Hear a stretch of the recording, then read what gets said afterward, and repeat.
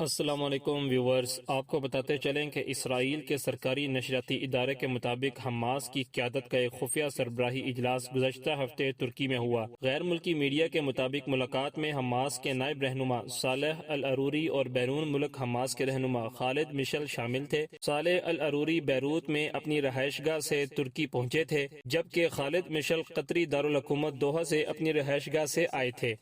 Report کے مطابق Hamas کے دیگر رہنماؤں نے بھی اجلاس میں شرکت کی تھی۔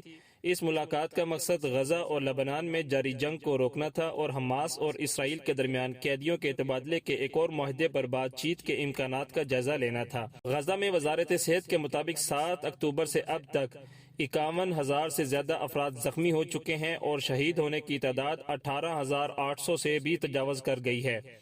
اسرائیلی فوج نے اعلان کیا ہے کہ غزہ کی پٹی کی لڑائیوں میں مرنے والوں کی تعداد 454 ہو گئی ہے۔ مزید خبروں کے لیے ہمارے چینل کو سبسکرائب کریں۔ اپنا خیال رکھیے گا۔ اللہ حافظ۔